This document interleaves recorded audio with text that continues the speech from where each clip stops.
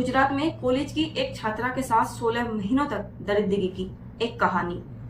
नवंबर 2023 में गुजरात के बनासकांठा जिले में 20 वर्ष की कॉलेज की एक छात्रा के साथ एक भयानक घटना सामने आई। ये कहानी उस मासूम की है जिसे सोशल मीडिया पर द्वारा इंस्टाग्राम पर एक युवक से उसकी दोस्ती हो जाती है। उसकी दोस्ती के जाल में फंसकर वो 16 महीनों तक 7 दरिंदों ने उसे अपनी हवस का शिकार बनाया। कहानी की शुरुआत तब होती है जब पीड़ित की मुलाकात इंस्टाग्राम पर एक युवक से हो जाती है। ऑनलाइन वो एक दूसरे से बात करते हैं और उन दोनों की दोस्ती हो जाती है। दोस्ती उनके प्यार में बदल जाती है।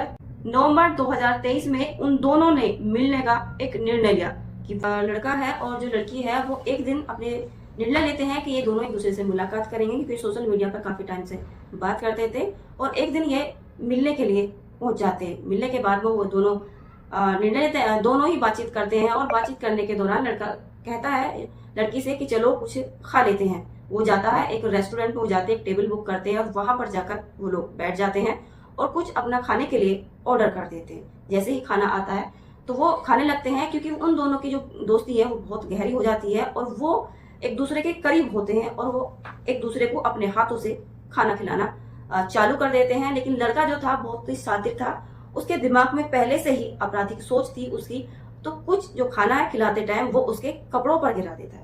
कपड़ा गिराने के खाना गिराने के बाद जो लड़की है उसके कपड़े गंदे हो जाते हैं। तब वो लड़का कहता है ओह तुम्हारे तो कपड़े गंदे हो गए हैं, चलो मैं तुम्हें तुम्हारे कपड़े चेंज करा देता हूँ। क्योंकि लड़की उस पर भरोसा करती थी, वो उसका दोस्त था, इस बात पर वो यकीन रखती थी, तो वो पास के ही उसमें होटल में जाते हैं और वॉशरूम में जाकर वो कपड़े चेंज करने की लड़की से कहता है। तो लड़की वॉशरूम में चली जाती है। लड़की उस पर भरोसा करती है। लड़का उससे कहता है कि मैं यहीं पर बाहर खड़ा हूं, तुम जाओ आराम से कपड़े चेंज कर लो। लड़की ने उस पर भरोसा किया हुआ था और भरोसे के तहत ही वो उससे मिलने के लिए आई थी। लेकिन जो लड़का था वो उसी दौरान लड़की की कुछ नंगन फोटो अपने फोन में ले लेता है। कपड़े चेंज करने के बाद जो लड़का है और लड़की है वो लड़की बाहर आ जाती है और उससे बातचीत करती है। मुलाकात यहीं पर खत्म हो जाती है। उसके बाद वो लड़का उस लड़की को दोबारा से कुछ टाइम बाद मिलने के लिए बुलाता है। तो लड़की बड़ी खुशी खुशी उससे मिलने के लिए चली जाती है, क्योंकि वो उसका अच्छा दोस्त और अब वो एक दूसरे से प्यार करते हैं। वो मिलने के लिए चले जाती है। जब वो मिलने के लिए जाती है तो लड़का उस लड़की को वो फोटो और वो वीडियो दिखा देता है जो उसने कपड़े चेंज करते वक्त बनाई थी। जैसे ही लड़की वो वीडियो देखती है तो उसके पैरों तले जमीन खिसक जाती है और वो इतनी डर जाती है कि उसे समझ नहीं आता वो क्या करे। वो लड़के से कहती है कि तुम ये वीडियो डिलीट कर दो। उसने कहा कोई बात नहीं, मैं ये वीडियो डिलीट कर दूंगा, लेकिन जैसा मैं कहता हूँ तुम्हें वैसा ही करना पड़ेगा। वो लड़की कहती है तुम कुछ भी करो लेकिन ये वीडियो डिलीट कर दो, मेरी इज्जत का सवाल है। लेकिन लड़का उसे कहता है मैं ये वीडियो डिलीट कर दूंगा, लेकिन तुम वैसा करोगी जैसा मैं चाहता हूँ। लड़की कहती है, वो उसकी बातों में आ जाती है। लड़का कहता है कि तुम मेरे साथ शारीरिक संबंध बनाओगी तभी मैं ये वीडियो डिलीट करूंगा। लेकिन लड़की की इज्जत का सवाल था। उसने वो वीडियो सामाजिक में कहा ना फैले, उसके परिवार तक वो वीडियो ना पहुंचे, जिससे उसकी बदनामी होगी। इस डर से वो लड़की उस लड़के की बात को मान लेती है और उसके साथ वो रिश्ता रखती है जो वो कहता है। वक्त बीतता चला जाता है। फिर लड़की उससे कुछ बात कहती है कि वो वीडियो डिलीट कर दे, लेकिन लड़का जो था वो शातिर और एक आपराधिक सोच था। उस लड़के ने उस वक्त वो वीडियो शूट कर लिया अपने फोन में, जो उससे शारीरिक संबंध बनाने के लिए लड़की से कहा था। तो लड़का फिर से वो वीडियो उसके फोन पर भेज देता है और कहता है कि खाली वही वीडियो नहीं था, एक और वीडियो है जो हम दोनों का है, इससे तो शायद तुम बच भी नहीं सकती। मैं जैसा कहता हूँ तुम वैसे करती रहो और जब तक तुम मेरी बात मानोगी तो तुम सेफ रहोगी, लेकिन नहीं मानोगी तो समाज में कहीं मुंह दिखाने लायक तुम नहीं रहोगी। तुम्हें मुझसे मिलने के लिए आना होगा जब मैं कहूंगा। लड़की डर जाती है और वक्त बीतता चला जाता है। जैसा जैसा लड़का कहता है वो उसकी बात को मानती रहती है और लड़का इसी चीज का फायदा उठाता रहता है। वो हर बार उसकी वीडियो शूट कर लेता है। उसके अपराध यही नहीं रुके। जो लड़का है वो अपने एक दोस्त को उसकी वो वीडियो दिखा देता है। दिखाने के बाद जो उसका दोस्त है वो कहता है ये वीडियो मुझे दे दो, क्योंकि ये सारे अपराधिक लोग थे जिनकी सोच अपराधिक थी। इन्हें मौका चाहिए होता है ऐसे लोगों को ब्लैकमेल कर कर अपनी हवस को पूरा करने के लिए। लड़का वो वीडियो उसको देता है और वो वीडियो वो लड़का उस लड़की के फोन पर भेज देता है और कहता है तुम्हारी एक वीडियो मेरे पास है, अगर तुम कहो तो मैं इसे पब्लिक करूं या फिर जैसा मैं कहता हूं वैसे करो। लड़की डर जाती है। एक तो एक उस सोशल मीडिया पर जो उसका दोस्त बना, उसके प्रेम में उसने धोखा खाया और धोखे में अपनी इज्जत को तार तार कर दिया। लेकिन अब उसका दोस्त था जो उसको ब्लैकमेल करके उसे धमकी दे रहा था कि अगर तुम मुझसे मिलने नहीं आई तो मैं ये वीडियो वायरल कर दूंगा। लड़की डरी हुई होती है और वो उससे मिलने के लिए वहां पहुंच जाती है जहां उसने उस लड़के ने बुलाया था। लड़का उससे मिलता है और उससे कहता है कि तुम्हें वैसा ही करना होगा जैसा मैं चाहता हूँ। लड़का भी वही डिमांड रखता है जो उसके पहले प्रेमी ने रखी थी। वो भी उसको नाजायज संबंध बनाने के लिए उस पर फोर्स करता है और कहता है अगर तुम नहीं मानोगी तो मैं ये वीडियो वायरल कर दूंगा और इससे तुम्हारी बदनामी होगी, समाज में तुम कहीं मुंह दिखाने लायक नहीं होगी। लड़की डरी हुई रहती है, वो किसी भी तरह वो वीडियो वायरल ना हो इसी डर से वो उस लड़के के साथ भी नाजायज ताल्लुकात रखती है।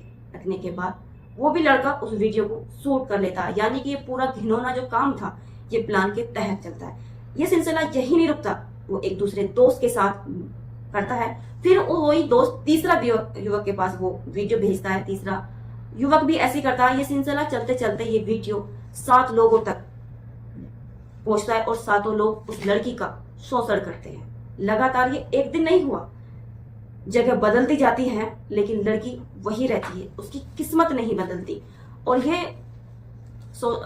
ये अपराध एक दिन नहीं, एक महीना नहीं, बल्कि 16 महीनों तक लगातार उस मासूम लड़की के साथ वो 7 युवक, वो 7 दरिंदे उसकी इज्जत को लूटते रहते हैं। जो ये युवक हैं ये लगातार एक दूसरे दोस्त को वो वीडियो भेजते रहते हैं और लड़की को ब्लैकमेल करके उसका शोषण करते रहते हैं। सिलसिला यही नहीं रुका, ये 7 हैवान दरिंदे उस मासूम लड़की को अलग अलग जगह बुलाकर उसकी असमत को लूटते रहते हैं। जो मासूम लड़की है वो समाज के डर से उसकी बदनामी ना हो, उसकी इज्जत खराब 4 लोगों में ना हो, लोग क्या कहेंगे, समाज में उसकी क्या इज्जत होगी, इसी के डर से वो जो लोग कहते हैं वो करती रहती है। और ये सिलसिला एक दिन नहीं बल्कि 16 महीनों तक लगातार चलता रहता है। जहां वो लड़की को कहते वो मासूम लड़की वहां पहुंच जाती। लेकिन एक दिन वो दिन आया जब लड़की की किस्मत बदलने वाली थी। किसी जानने वाले के पास उस लड़की की जो वीडियो है वो पहुंच जाती है। जैसे वो देखते हैं वो पहचान जाते हैं कि ये लड़की तो हमारे जानने वाले की है, लेकिन फिर ये लड़की ऐसा काम कैसे कर सकती है। वो लड़की के परिवार वालों के पास पहुंचते हैं, उनसे कहते हैं कि हमें तुमसे कुछ जरूरी बात करनी है, तुम्हारी बेटी के साथ एक घिनौना काम हो रहा है, तुम्हें शायद इस बात का अंदाजा नहीं है, तुम नहीं जानते कि तुम्हारी मासूम बेटी के साथ एक अपराध हो रहा है।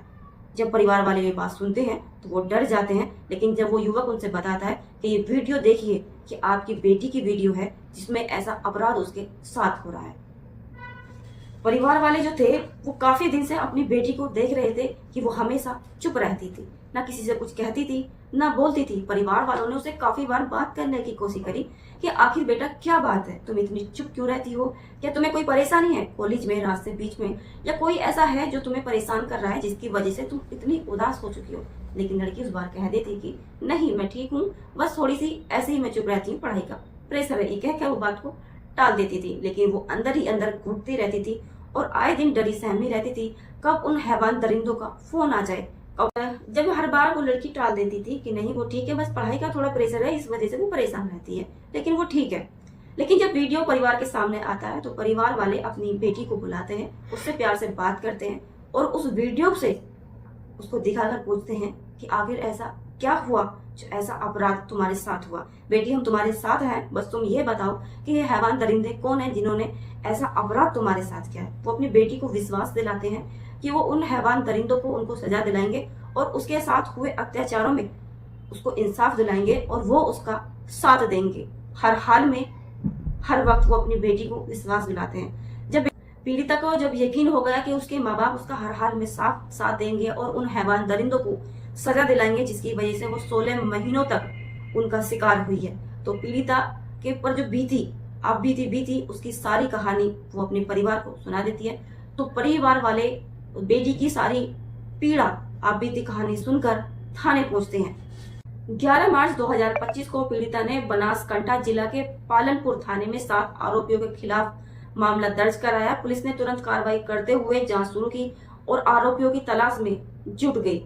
इस घटना ने समाज में ऑनलाइन दोस्ती और विश्वास के खतरों को उजागर किया है। यह आवश्यक है कि हम सबको सतर्क रहना, ऐसी घटनाओं से बचने के लिए जागरूक होना बहुत जरूरी है।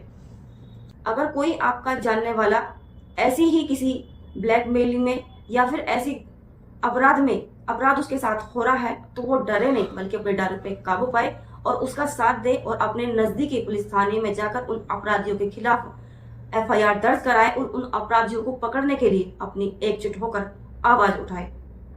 हम आशा करते हैं कि न्याय प्रणाली तेजी से कार्रवाई करेगी और दोषियों पर सख्त से सख्त सजा दिलाएगी, ताकि भविष्य में ऐसी घटनाएं दोबारा ना हो। कहानी को सुनाने का उद्देश्य किसी को डराना, धमकाना, किसी के मान सम्मान को ठेस पहुंचाना या किसी की भावनाओं को आहत करना नहीं था, बल्कि सावधान करना था, सुरक्षित करना था, सेफ करना था। इस सोशल मीडिया द्वारा जो रिश्ते बनाए जाते हैं उन पर इतना विश्वास न करें, क्योंकि जो चीज दिखती है वो हकीकत में होती नहीं है। हम जाने अनजाने में अनजान लोगों पर विश्वास कर लेते हैं और यही विश्वास हमारे लिए एक दुख का विषय हो जाता है।